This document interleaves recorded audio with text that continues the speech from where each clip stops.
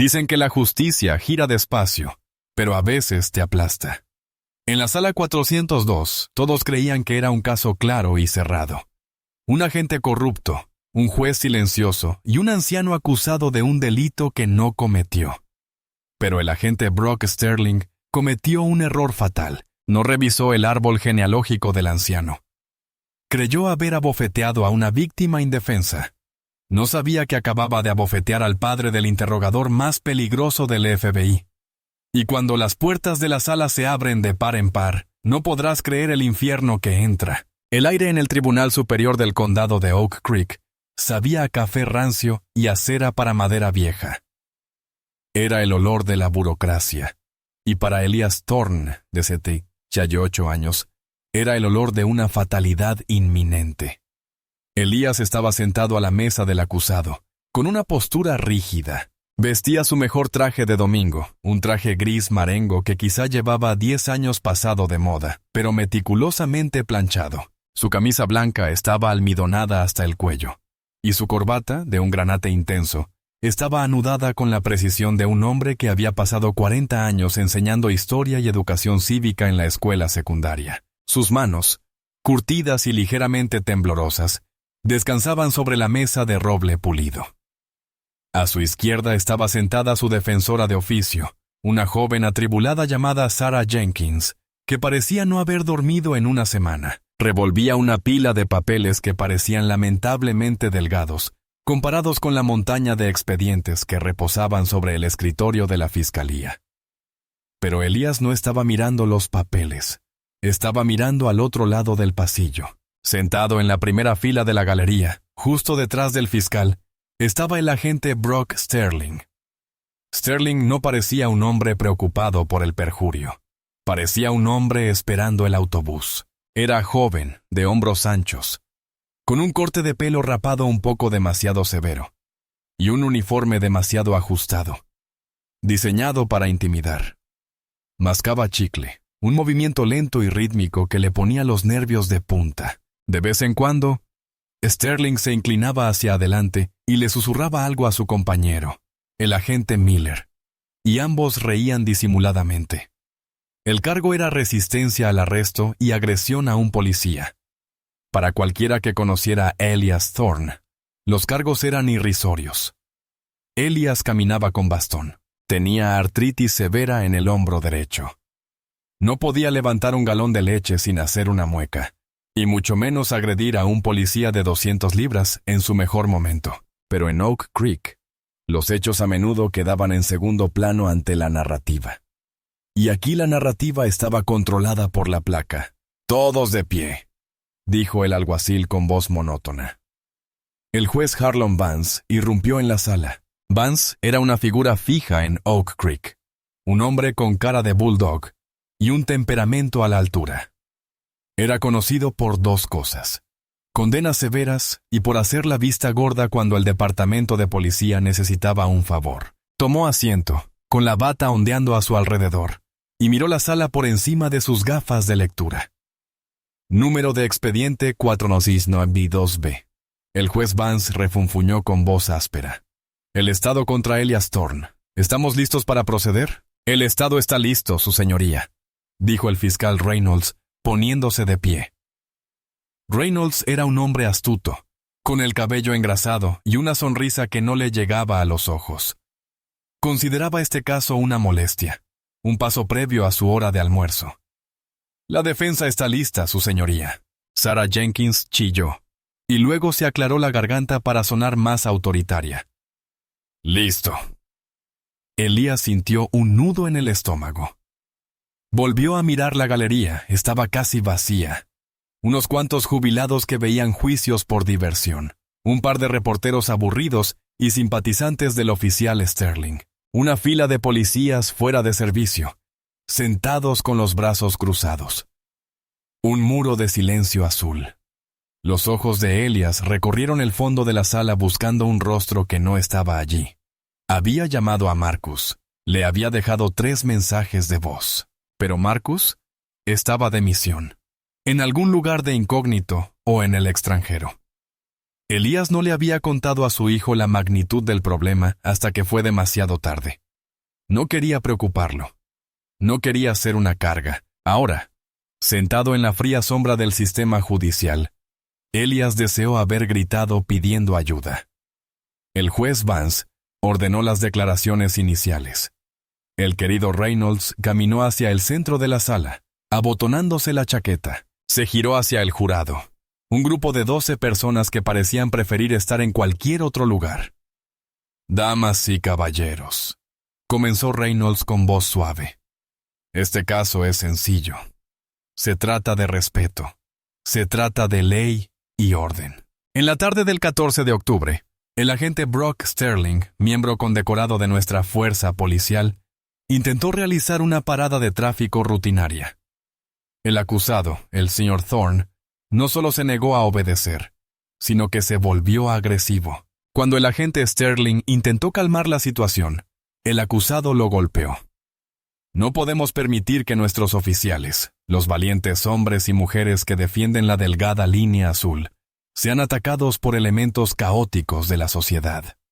La evidencia demostrará que el señor Thorne es culpable. Se sentó con aire de suficiencia. Sarah Jenkins se levantó. Parecía nerviosa. «Damas y caballeros, Elías Thorne es un maestro jubilado. Lleva 50 años viviendo en esta ciudad. Nunca ha recibido una multa por exceso de velocidad. La idea de que atacara a un agente armado es físicamente imposible. Les pedimos que vean más allá del uniforme y vean la verdad. Esto no fue una agresión a un agente. Fue una agresión cometida por un agente». El juez Vance frunció el ceño. Sterling dejó de masticar chicle por un segundo, entrecerrando los ojos al mirar al joven abogado. Luego volvió a sonreír con suficiencia. Elías cerró los ojos.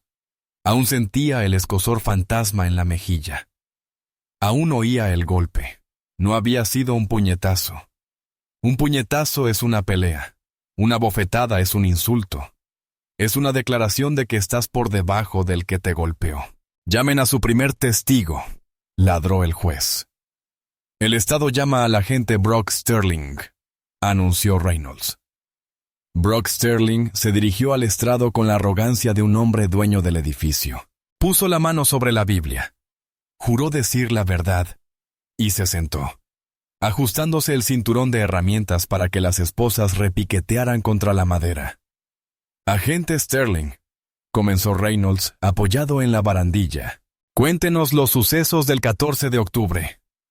Sterling se aclaró la garganta, inclinándose hacia el micrófono. «Sí, señor. Estaba de patrulla en el sector 4. Vi un sedán del 2018 con una luz trasera rota desviándose por la línea central. Inicié una parada de tráfico. Elías se aferró a la mesa». Mentira. Su luz trasera no se rompió hasta que Sterling la golpeó con su porra, y no se había desviado. Iba a conducir a 16 kilos, por debajo del límite porque llevaba un guisado a la comida de la iglesia. ¿Y qué pasó después? Me acerqué al vehículo. Continuó Sterling con voz tranquila y practicada. Le pedí al conductor la licencia y la matrícula. El conductor, identificado como el señor Thorne, se puso agresivo de inmediato. Empezó a gritar y a agitar las manos. No podía ver qué había dentro del vehículo. Por mi seguridad, le pedí que saliera. ¿Lo hizo? De mala gana, dijo Sterling. Técnicas de control de mano abierta, repitió Reynolds, asintiendo como si fuera una frase sagrada. Mostró una moderación notable. Agente, no usó su taser, no usó su porra. No, señor. No quería hacerle daño a su antiguo yo. Bueno, caballero. Solo quería neutralizar la amenaza. Gracias, agente. Reynolds se sentó. Era el turno de Sarah Jenkins. Se levantó sosteniendo un bloc de notas que temblaba ligeramente. No era un tiburón, pero era testaruda. Agente Sterling. Empezó. Dijo que el señor Thorne se abalanzó sobre usted. Usted mide 1,88 y pesa 95 kilogramos. El señor Thorne mide 1,75 y pesa 68 kilogramos. Usa un bastón. ¿Dónde está ese bastón ahora? Es una prueba, dijo Sterling. Aburrido. Cierto. Dijiste que se abalanzó. ¿Tenía el bastón en la mano? No lo recuerdo. Todo sucedió rápido. ¿No recuerdas si el hombre que te atacó sostenía un palo de madera de 3 FFT? Sarah insistió. Creo que lo soltó, antes de golpear. Oficial, ¿no es cierto que el señor Thorne buscaba su billetera porque usted le pidió su identificación? ¿Y no es cierto que se impacientó porque su artritis lo hace lento y lo sacó a rastras del auto? ¡Protesto!, gritó Reynolds, acosando al testigo. Continuó. El juez Vance se paseó, mirando su reloj. Cuidado con el tono, señorita Jenkins. Sarah respiró hondo. Oficial Sterling, tenemos el informe médico de esa noche. El señor Thorne sufrió una contusión en la mejilla izquierda, un labio partido y una torcedura de muñeca. Usted no sufrió nada, ni moretones ni marcas. ¿Cómo explica eso si la atacó? Sterling sonrió. Una fría y depredadora mueca. Como dije, mamá, estoy entrenado para tratar con sujetos agresivos. Intentó golpearme. Lo bloqueé. Luego lo sometí. Si se lastimó al caer, qué lástima. Pero si juegas tonterías, ganas premios tontos. Una oleada de risas recorrió la fila de policías del fondo. Elias sintió que le ardía la cara de vergüenza al caer. No se había caído. Le habían dado una bofetada tan fuerte que se le cayó el audífono y lo empujaron contra el capó del coche, mientras Sterling le susurraba insultos racistas al oído que no figuraban en el informe policial. No más preguntas, dijo Sarah, derrotada. El juicio se alargó. Sacaron el tema de la luz trasera rota. Trajeron a una testigo, la dueña de una panadería local, la señora Higgins, quien afirmó haber visto a Elias actuando erráticamente ese mismo día, aunque era evidente que solo repetía chismes. Para cuando la fiscalía terminó, el panorama era desolador. El jurado miraba a Elias no con compasión, sino con sospecha. La historia se estaba asentando como el cemento. La defensa llama a Elias Thorne, anunció Sarah. Elias se puso de pie. Le crujieron las rodillas, caminó hacia el estrado, tomándose su tiempo, usando su bastón. Se sentó y miró al jurado. No parecía un criminal. Parecía un abuelo. Parecía historia. «¿Señor Thorne?», preguntó Sarah con suavidad. «Cuéntenos qué pasó». Elias respiró hondo. Su voz era suave, áspera, pero clara. Iba a la primera iglesia bautista. El agente Sterling me detuvo. Le pregunté por qué. Me dijo que me callara. Le dije que estaba sacando mi licencia. Mis manos ya no funcionan como antes. Estaba manoseando el botón de mi bolsillo trasero. Abrió la puerta de golpe. Elias se detuvo, llevándose la mano involuntariamente a la mejilla. Me agarró por las solapas. Me sacó. Casi me caigo. Dije, «Agente, por favor, solo voy a buscar mi billetera», dijo. Elias miró directamente al juez Vance. Dijo, «No te pedí la billetera, muchacho. Te pedí que obedecieras». Y entonces me dio una bofetada en plena cara. Me tiró la cabeza hacia atrás, mis gafas volaron, me arrojó contra el coche y me esposó. No le alcé la mano. Estaba aterrorizado. La sala se quedó en silencio por un momento. La cruda honestidad de su voz flotaba en el aire. Entonces Reynolds se puso de pie para el interrogatorio. No usó un bisturí. Usó un mazo. «Señor Thorne, usted admite que estaba rebuscando en su bolsillo, un bolsillo donde podría esconder un arma». «No llevo armas». El oficial Sterling no lo sabía, ¿verdad? En este ambiente, un oficial debe tener cuidado. Desobedeció la orden de mantener las manos visibles. Estaba intentando conseguir lo que pedía. Estaba discutiendo. Estaba enojado. «Odia a la policía, ¿verdad, señor Thorne? Enseñé educación cívica durante 40 años», dijo Elias alzando la voz. «Respeto la ley, no respeto a los acosadores con placas». «Ajá». Reynolds sonrió. Entonces admites que veías al agente Sterling como un matón. Tenías prejuicios contra él incluso antes de que empezara la detención. No más preguntas. Elías bajó temblando. Se sentía pequeño. Sentía que el sistema era una bota gigante y él solo una hormiga. Volvió a sentarse junto a Sara. «Necesitamos un milagro», susurró Sara, revolviendo sus papeles. «Voy a presentar los alegatos finales, pero no pasa nada», susurró Elías, aunque se le partía el corazón. «Hiciste lo mejor que pudiste». El juez Vance miró el reloj. «Son las 9:00. Haremos un receso de 15 minutos antes de los alegatos finales y la instrucción al jurado». El gavel dio un golpe, ¡pum!, como un disparo. Elías se tapó la cabeza con las manos. Iba a prisión. A los 78 años, una condena de 2 años era una sentencia de muerte. Moriría en una jaula porque un hombre con placa tuvo un mal día. Las puertas del fondo de la sala se abrieron. Normalmente, cuando se abren durante un receso, es un ambiente informal. Gente charlando, saliendo a fumar.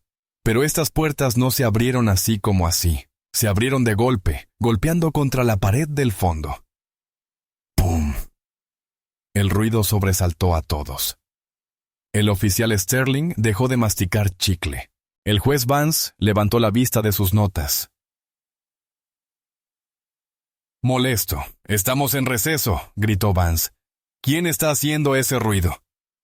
«Da un hombre». Era alto, medía más de 1,80 y vestía un traje que costaba más que el coche del juez.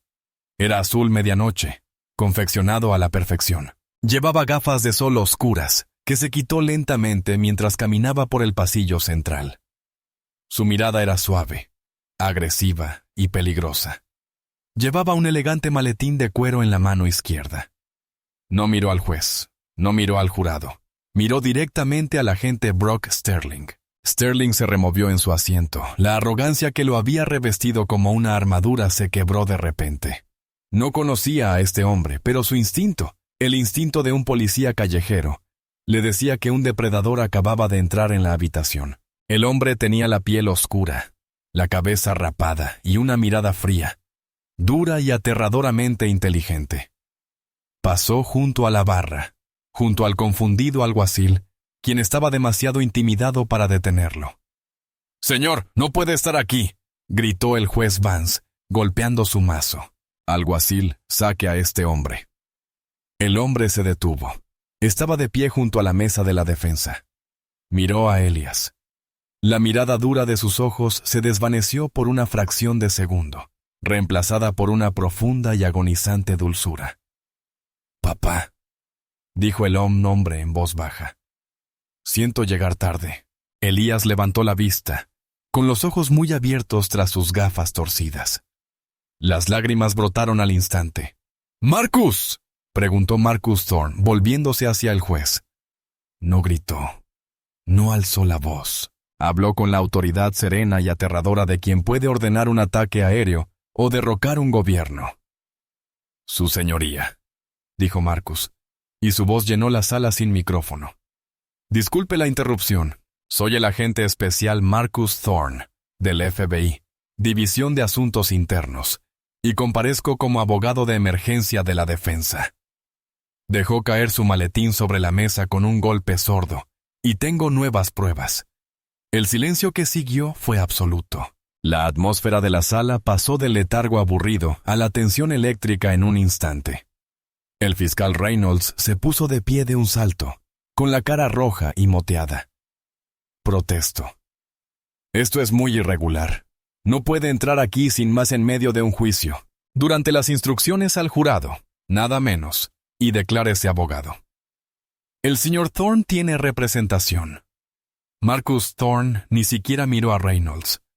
Rodeó la mesa de la defensa y apoyó una mano suave en el hombro de Sarah Jenkins. Ella lo miró con los ojos muy abiertos, como un nadador al que le acaban de lanzar una balsa salvavidas. «Señorita Jenkins», dijo Marcus, con voz baja y suave como un bourbon caro. «Estoy admitido en el Colegio de Abogados del Estado de Georgia. Presenté una solicitud de emergencia para la admisión a la lista de vicios PROHAC electrónicamente hace 10 minutos. Supongo que, dada la gravedad de la falta que estoy a punto de exponer, el tribunal la concederá. Sara asintió vigorosamente. Sí. Sí, por supuesto, su señoría. La defensa le da la bienvenida al señor Thorne como concejal principal.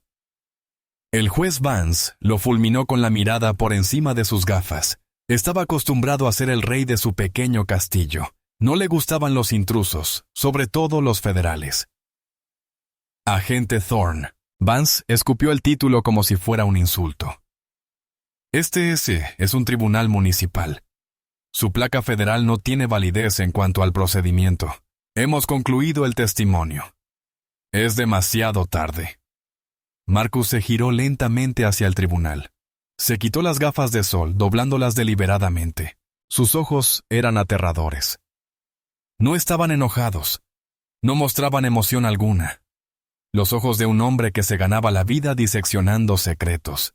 Su señoría, dijo Marcus, y su voz se proyectó al fondo de la sala. En virtud del caso Brady versus Maryland, la Fiscalía tiene el deber afirmativo de revelar pruebas exculpatorias. Si dichas pruebas fueron suprimidas deliberadamente por las fuerzas del orden, constituye, en el mejor de los casos, un juicio nulo, y en el peor, una violación de los derechos civiles federales. No estoy aquí solo para defender a mi padre. Estoy aquí para evitar que este tribunal se convierta en cómplice de un delito grave. La palabra delito grave flotaba en el aire. El oficial Sterling, sentado en primera fila, dejó de sonreír con sorna. Se inclinó hacia adelante, susurrando frenéticamente a su compañero. «Tenga cuidado, agente», advirtió el juez Vance, aunque su voz tembló ligeramente. «¿Qué pruebas?» La cámara del tablero no funcionaba correctamente. Lo repasamos. La cámara del tablero estaba desactivada manualmente, corrigió Marcus, pero el agente Sterling olvidó la copia de seguridad en la nube de las nuevas unidades Axon Body. 3. Pensó que bastaba con borrar el archivo del almacenamiento local. No sabía que el registro de carga de la comisaría se refleja en un servidor seguro. Un servidor al que mi equipo accedió hace 45 minutos con una orden judicial federal. Reynolds palideció. Una orden judicial relacionada con una investigación RICO contra la División de Narcóticos de Oak Creek. Marcus soltó la bomba con indiferencia. Pero encontramos algo completamente distinto. Encontramos la grabación de esta parada de tráfico. El jurado ya estaba inclinado hacia adelante. Los jubilados, somnolientos, estaban completamente despiertos. Propongo reabrir el caso de la defensa para presentar la prueba A. Marcus dijo. A menos que el Estado prefiera que lleve esta evidencia directamente al Departamento de Justicia y nos saltemos el veredicto y pasemos directamente a la acusación. El juez Vance miró a Reynolds. Reynolds miró a Sterling. Sterling parecía a punto de vomitar. El Estado no tiene objeción a la reapertura, balbuceó Reynolds, intentando distanciarse del barco que se hundía. De acuerdo, refunfuñó Vance, golpeando el mazo. Pero date prisa. Marcus se volvió hacia su padre. Elías lloraba en silencio, agarrando su bastón. Marcus le apretó la mano. Te entiendo, papá. Te dije que me encargaría. No quería que arruinaras tu carrera, susurró Elías. No la estás arruinando, sonrió Marcus con tristeza. La estás definiendo. Marcus conectó su portátil al proyector de la sala. Damas y caballeros del jurado, dijo, dirigiéndose a los 12 ciudadanos. Les contaron una historia sobre un anciano beligerante y un oficial heroico. Ahora les voy a mostrar una película sobre un depredador y su presa. La pantalla del proyector se encendió. El audio crepitó primero, el sonido del viento y los neumáticos sobre la grava. Luego, la imagen se aclaró. Era la vista panorámica desde el pecho del agente Sterling. La hora era el 14 de octubre, 14:14. En la pantalla, apareció el coche de Elías. Se movía lentamente, perfectamente dentro de su carril. La voz de Sterling en el vídeo. Mira este viejo cubo de tornillos. Probablemente no tiene seguro. Vamos a arruinarle el día.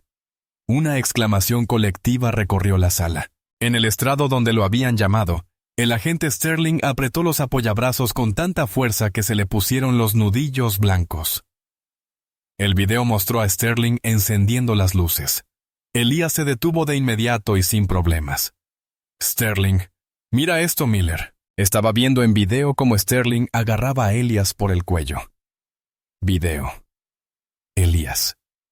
Mi cinturón de seguridad. No puedo. Bofetada. El sonido de la bofetada fue espantosamente fuerte en los altavoces de la sala. Sonó como un trozo de carne cruda golpeando un mostrador. La imagen de la cámara se estremeció cuando Sterling golpeó al anciano. Video. Sterling. Cállate, muchacho. Escúchame cuando hablo. Y luego la parte más condenatoria. Mientras Elías yacía jadeante sobre el capó del coche, Sterling se acercó. El micrófono captó su susurro, claro como una campana. Video. Sterling. No me importan tus derechos, este es mi pueblo. Solo eres un obstáculo. Debería ponerte una bolsita encima. Asegurarme de que no vuelvas a ver la luz del sol. Miller al fondo. Brock, cámara. Video.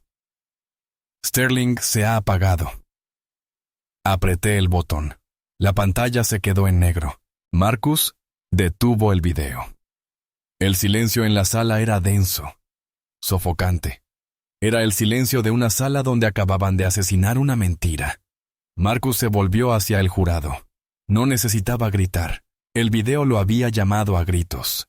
El oficial Sterling testificó bajo juramento que mi padre se abalanzó sobre él.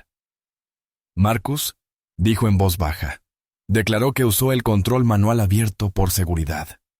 Declaró que la cámara falló. Marcus caminó lentamente hacia el estrado.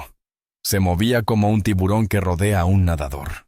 El oficial Sterling Marcus dijo: «Saben que el perjurio es un delito grave punible con hasta 5 años de prisión por cada cargo, que presentar una denuncia policial falsa es otro delito grave, y que la privación de derechos bajo pretexto de la ley es un delito federal». Sterling no respondió. Sudaba a mares.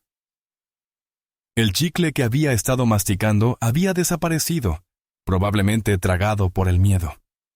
«Le hice una pregunta, agente», ladró Marcus, con la voz repentinamente cortante como un látigo. «¿Inculcó o no la idea de que mi padre era un delincuente antes siquiera de acercarse al coche?» «Estaba bromeando», graznó Sterling. «Eran conversaciones de vestuario». «¿Charla de vestuario?» Marcus arqueó una ceja.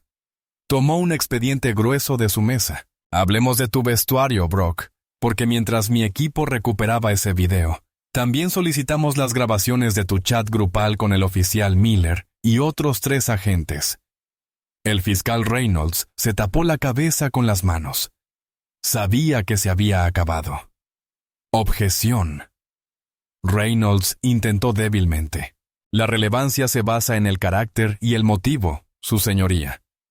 Marcus respondió bajo la regla 404b. La fiscalía abrió la puerta al llamar al oficial Sterling, un héroe condecorado. «Tengo derecho a comprobar esa caracterización». El juez Vance miró la pantalla de video, que estaba congelada en la imagen de Elías aterrorizado sobre el capó de su auto. Vance sabía hacia dónde soplaba el viento. Si protegía a Sterling ahora, su carrera también estaría acabada. «Revocado», dijo Vance. «Continúe, agente Thorne». Marcus abrió el archivo. Veamos un mensaje de texto enviado el 12 de septiembre. Escribiste, y cito: «Me encanta trabajar en la zona sur. Blancos fáciles. Nadie les cree». ¿Lo escribiste tú? Sterling se lamió los labios. «No lo recuerdo. Tengo los metadatos enviados desde tu iPhone personal. ¿Lo escribiste tú?» Quizás estaba fuera de contexto. «Bueno, ¿qué tal este? 4 de agosto. Los viejos son los mejores. Les das una bofetada». Se asustan. Se declaran culpables, pagan horas extras fácilmente por comparecer ante el tribunal. ¿Te basta con ese contexto, agente? El jurado pareció disgustado. Una miembro del jurado, una mujer mayor en la primera fila, Miraba a Sterling con odio manifiesto. Marcus se acercó. Estaba en el espacio personal de Sterling. Ahora ves a Brock, hiciste un cálculo. Miraste a Elias Thorne y viste a una víctima. No viste al hombre que marchó en Selma. No viste al hombre que enseñó a 3 generaciones de niños en este pueblo. Solo viste un sueldo y un saco de boxeo. Se resistió, gritó Sterling, perdiendo la compostura. No escuchó. Cuando doy una orden, me escuchas. ¿Por qué? Preguntó Marcus con calma. Porque eres la ley. O porque eres un matón con placa y pistola que se excita con el poder. Porque soy la autoridad, gritó Sterling, poniéndose de pie en el estrado. Y la gente como él necesita aprender cuál es su lugar. La sala del tribunal se quedó sin aliento. Sterling se quedó paralizado. Se dio cuenta de lo que acababa de decir. Se dio cuenta de que acababa de confesar su parcialidad a toda la sala. Marcus sonrió. No era una sonrisa de felicidad. Era la sonrisa de un cazador que acaba de ver cómo se cerraba la trampa. ¿Gente como él?, repitió Marcus en voz baja. ¿Te refieres a hombres negros? Me refería a criminales. Sterling retrocedió, con el pánico en la voz. Mi padre no tenía antecedentes penales hasta que lo conociste. Tú creaste a la gente criminal, y ahora vas a pagar por ello. Marcus se volvió hacia el juez. Su señoría. La defensa descansa y solicitamos la desestimación inmediata de todos los cargos con perjuicio. El fiscal Reynolds se puso de pie. Parecía derrotado. Miró a Sterling, luego al furioso jurado, luego al aterrador agente del FBI de pie en el centro de la sala. Su señoría, dijo Reynolds en voz baja. La fiscalía. La fiscalía retira los cargos. El juez Vance asintió. Golpeó con su mazo. Cargos desestimados. Señor Thorne puede irse. Pero Marcus no había terminado. No se movió. Se paró justo frente a Sterling, bloqueando la salida del oficial del estrado. ¿Puedo irme?, preguntó Sterling, intentando sonar duro, pero su voz era chillona. Oh, no te irás a ningún lado, Brock, dijo Marcus, bajando la voz una octava para que solo Sterling y la primera fila pudieran oír. Marcus se giró hacia el fondo de la sala e hizo una señal. 2 hombres con trajes oscuros que habían permanecido en silencio junto a las puertas se acercaron. No eran alguaciles.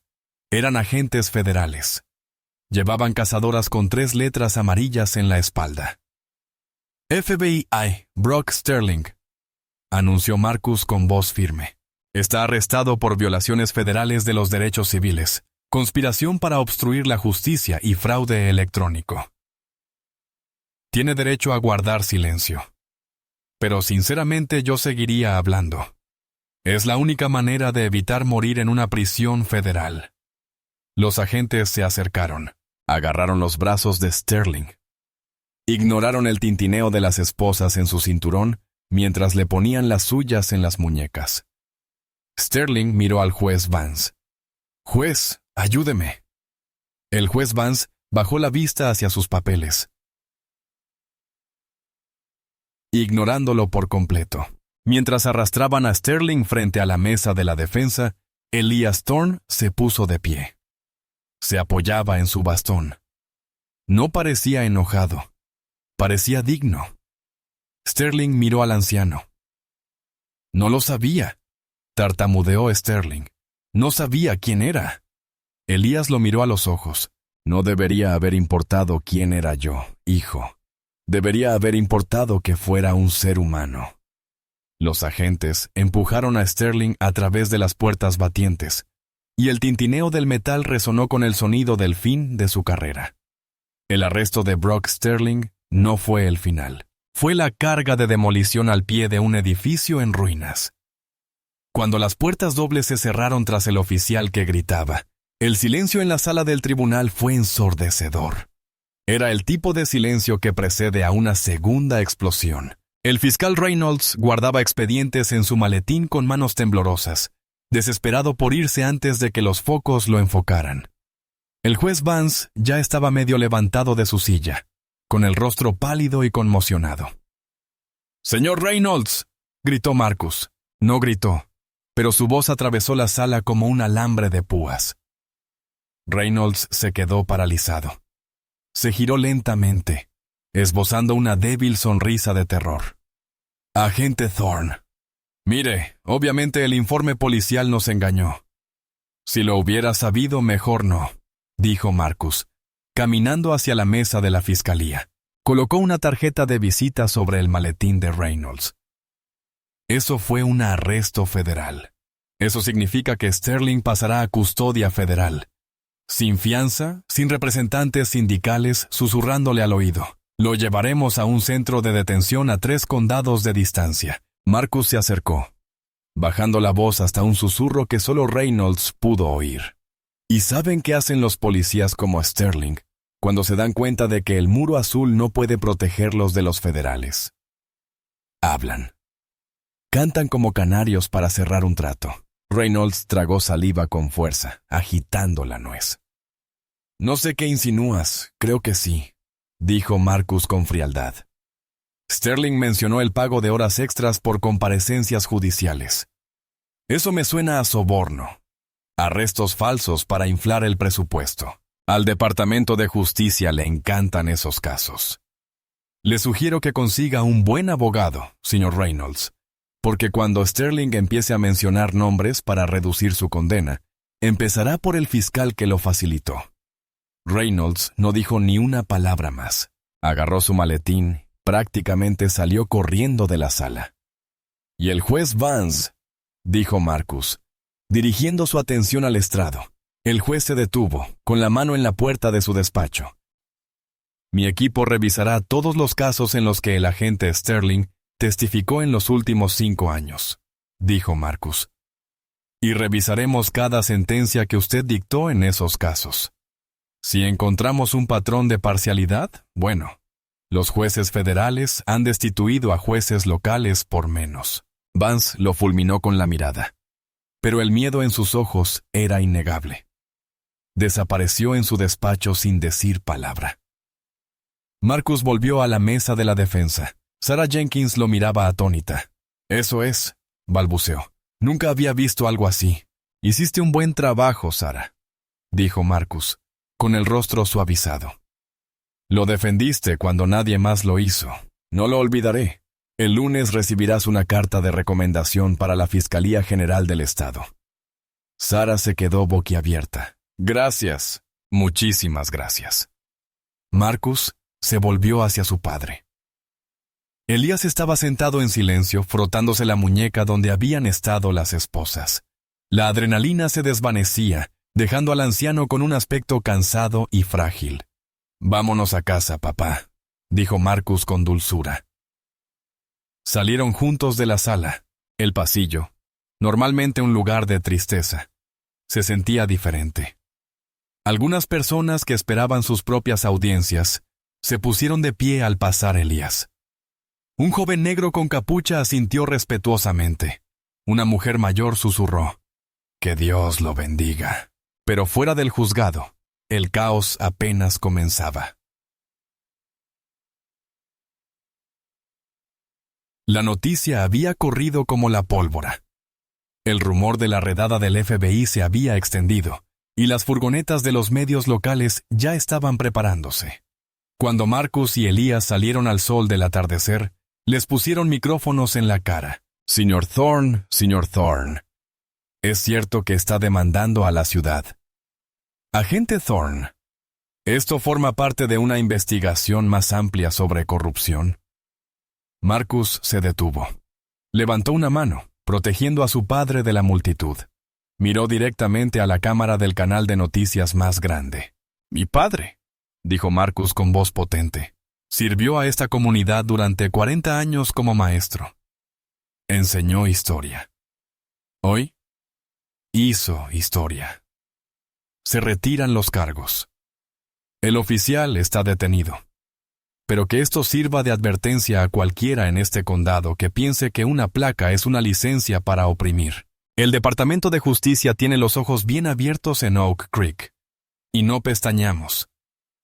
Guió a Elías hasta una camioneta negra que lo esperaba, donde otro agente abrió la puerta. Al alejarse, Elías miró por la ventana. Vio una grúa llevándose la patrulla del oficial Sterling. Vio al jefe de policía de pie en las escaleras, con aspecto de pánico, mientras los periodistas lo acosaban. El karma no solo golpeaba a Sterling, azotaba a todo el pueblo. Las pesadas puertas de roble del juzgado se cerraron tras ellos, silenciando el caótico vestíbulo, pero salir era como entrar en un alto horno. El sol de la tarde colgaba bajo y furioso sobre Oak Creek, proyectando sombras largas y distorsionadas sobre los escalones de hormigón. Pero no era solo el calor. Era el ruido. La noticia del allanamiento del FBI en el tribunal se había propagado más rápido que la fibra óptica. Lo que empezó como un juicio local soñoliento, al que asistieron unos pocos jubilados aburridos, se había transformado en un circo mediático. Camionetas de satélite de Atlanta y Charlotte estaban estacionadas en doble fila junto a la acera, con sus antenas extendidas como jirafas metálicas. Un mar de micrófonos, cámaras y reporteros gritando se abalanzó sobre él en cuanto Marcus y Elias aparecieron en lo alto de las escaleras. «Señor Thorne, por aquí». Sabía que su hijo estaba encubierto. «Agente Thorne, es cierto que el fiscal de distrito está huyendo del estado. Señor Thorne, ¿qué se siente al estar libre?»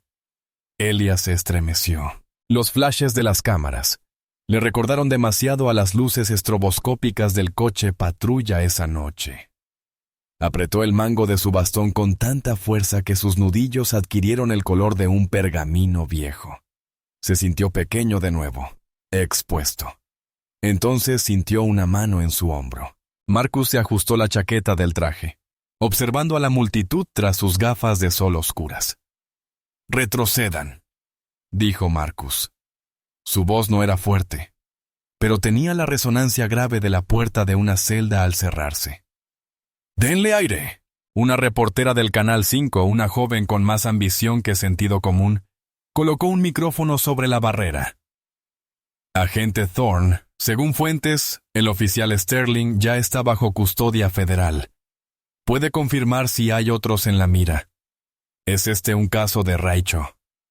Marcus hizo una pausa. Miró la cámara, sabiendo que dentro del juzgado, el juez Vance y el fiscal de distrito Reynolds probablemente estaban observando en un monitor, temblando en sus oficinas con clima controlado. «Lo diré una vez», dijo Marcus con voz nítida. «Lo que ocurrió hoy en ese tribunal no fue una anomalía, fue un síntoma». El agente Sterling era la infección, pero no creció en el vacío. Creció en un caldo de cultivo de negligencia y corrupción cultivada por los líderes de este pueblo. Se quitó las gafas de sol, con la mirada clavada en el cristal. «Mi equipo está ejecutando órdenes de registro en otros 4 lugares de Oak Creek. Estamos incautando servidores, registros financieros y dispositivos personales.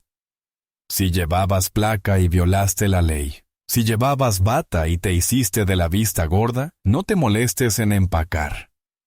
Vamos por ti. La justicia ya no es ciega. Es furiosa». Guió a Elias por las escaleras. La multitud se abrió como el mar rojo. Llegaron a la camioneta negra del gobierno, estacionada en la zona de carga.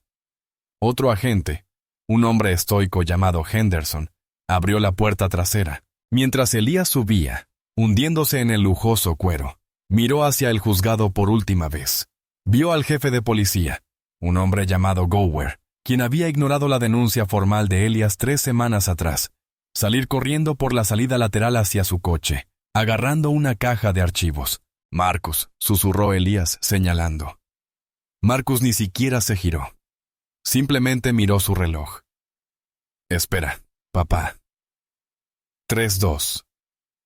Se oyó un chirrido de neumáticos desde la calle lateral. 2 sedanes interceptores sin distintivos se posicionaron de golpe, acorralando el coche del jefe antes de que pudiera siquiera dar marcha atrás. Agentes con rompevientos rodearon el vehículo. Elías observó con los ojos abiertos cómo sacaban al jefe de policía del asiento del conductor y lo presionaban contra el cristal, con las esposas chasqueando en sus muñecas. «¡Qué mal karma!», murmuró Marcus, cerrando de golpe la puerta de la camioneta. «Vamos a conducir». El interior de la camioneta era un santuario. Las ventanas tintadas convertían el caótico mundo exterior en una película muda y oscura. El aire acondicionado zumbaba suavemente, limpiando el olor a aire viciado de la sala del tribunal de sus ropas. Marcus condujo. Se aflojó la corbata, la primera señal de relajación que mostraba en 48 horas. Sus manos, normalmente con los nudillos blancos al volante, estaban colocadas con naturalidad en las posiciones de las 10 y las 2. Elías, sentado en el asiento del copiloto, contemplaba el paisaje que pasaba. Los centros comerciales y las gasolineras de Oak Creek dieron paso a las ondulantes colinas verdes y los pinares de las afueras del condado. Sintió un profundo agotamiento que se le metía en los huesos. Ese cansancio que solo llega cuando se desvanece la adrenalina de la supervivencia. ¿Estás bien, papá?, preguntó Marcus, con la vista fija en la carretera. Elías dejó escapar un suspiro largo y tembloroso. No lo sé, hijo, de verdad que no lo sé. Ya acabó, le aseguró Marcus. Ya no pueden tocarte. Lo sé, dijo Elías con voz temblorosa. Pero al ver a ese chico, Sterling, cómo me miraba en ese coche, y hoy cómo me miró cuando le pusiste las esposas. Parecía un niño. Tomó sus decisiones. Lo sé. Elías se frotó la cara. Pero te hace reflexionar, ¿verdad? ¿Cuánto odio tiene que cargar un hombre para bofetear a un viejo solo porque puede? Arruinar una vida por diversión. Marcus apretó la mandíbula. Algunos hombres simplemente están destrozados, papá. Se apropian del poder porque se sienten pequeños. Sterling quería sentirse grande, así que intentó empequeñecerte. Simplemente eligió al profesor de historia equivocado. Condujeron en silencio durante unos kilómetros. La tensión en el coche empezó a disiparse, reemplazada por el ritmo relajado de la carretera. Tengo una confesión, dijo Elías de repente. Marcus lo miró. Sí, iba a declararme culpable, susurró Elías. La confesión quedó suspendida en el aire, pesada y vergonzosa. Sarah, la defensora pública, hizo todo lo posible, pero me dijo las probabilidades. Dijo que si iba a juicio y perdía, me caerían 2 años. Si me declaraba culpable, me darían libertad condicional y antecedentes penales. Iba a hacerlo mañana por la mañana. Iba a decir que lo hice. Marcus frenó a fondo. La camioneta derrapó sobre el arcén de grava, levantando polvo a su alrededor. Marcus puso la palanca de cambios en posición de estacionamiento y se giró en el asiento, con el cuerpo inclinado hacia su padre. La intensa mirada depredadora del agente federal desapareció, reemplazada por la preocupación aterrorizada de un hijo. ¿Por qué?, preguntó Marcus con la voz entrecortada. ¿Por qué harías eso? Nunca has infringido una ley en tu vida. Porque no quería involucrarte en esto, gritó Elías, y las lágrimas finalmente se le escaparon. Sé lo mucho que trabajaste. Recuerdo estudiar para los exámenes de la academia contigo en la mesa de la cocina. Recuerdo que te perdías las vacaciones para trabajar en casos. Sé cómo es el FBI. Eres un gran triunfador. Eres el chico de oro. Tener un padre convicto. ¿Tener un padre que se peleó con la policía? Pensé que te avergonzaría. Pensé que arruinaría tu autorización. Papá. Soy viejo, Marcus. Elías sollozó, con los hombros temblorosos. Mi vida casi ha quedado atrás. La tuya apenas comienza. Estaba dispuesto a aceptar la marca para que tu borrón y cuenta nueva no tuviera nada que objetar. No quería ser la razón por la que no pudieras volar. Marcus se desabrochó el cinturón de seguridad. Extendió la mano por encima de la consola y agarró a su padre, abrazándolo con fuerza. Fue incómodo, limitado por la palanca de cambios y la consola, pero desesperado.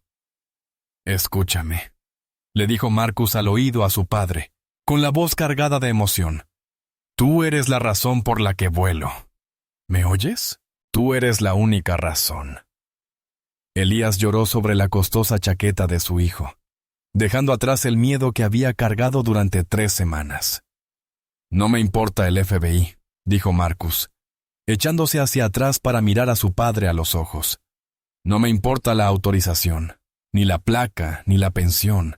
Si tuviera que quemar mi carrera para sacarte de ese tribunal, yo mismo habría encendido la cerilla y sonreído mientras ardía. Me cargaste durante 18 años, papá. Me cargaste cuando murió mamá. Me cargaste cuando estaba fracasando en la escuela. Ahora me toca a mí cargarte. Elías se secó los ojos con un pañuelo del bolsillo. Respiró hondo, tranquilizándose. Eres un buen hombre, Marcus. Tu madre hoy habría estado a punto de estallar. Al verte entrar así, me habría regañado por llegar tarde. Marcus rió con lágrimas en los ojos, secándose el ojo. Ella lo habría hecho. Elías rió entre dientes.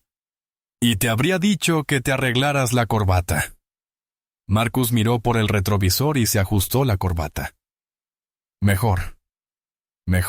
Marcus puso la marcha. Recibí un mensaje seguro hace unos 20 minutos de mi oficina local. Creo que necesitas oírlo. Tocó la pantalla del tablero. Una voz robótica leyó el mensaje en voz alta.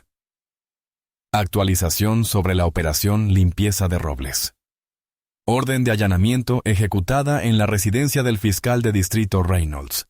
Se encontraron 450,000 vales en efectivo en una caja fuerte, rastreados hasta sobornos por decomiso de bienes civiles. Reynolds está bajo custodia. El juez Vance ha renunciado con efecto inmediato y está cooperando con los investigadores a cambio de clemencia. El gobernador ha ordenado una auditoría completa del departamento de policía de Oak Creek. Los tenemos a todos, jefe. Yo invito a unas copas cuando vuelva. Elías escuchó con la boca ligeramente abierta. El dinero de las confiscaciones. Lo estaban robando. Sterling arrestaba a la gente, confiscaba sus coches y el dinero como prueba. Y el fiscal del distrito se aseguraba de que nunca se lo devolvieran. Marcus explicó. Se repartían las ganancias. Por eso te tenía en la mira. Quería tu coche. Quería ver si llevabas dinero encima. Elías negó con la cabeza. Era un negocio. Solo era un negocio para ellos. Y lo llevamos a la quiebra, dijo Marcus con una satisfacción sombría. Ya basta de crimen. Mi estómago se está comiendo solo. ¿Seguimos siendo buenos para las costillas? Solo si vamos a Big Mama's, dijo Elías, con el apetito volviendo de repente con venganza. Ella hace ese pan de maíz con jalapeños. Será Big Mama's. El sol se había puesto cuando llegaron al estacionamiento de grava de Big Mama's Smokehouse.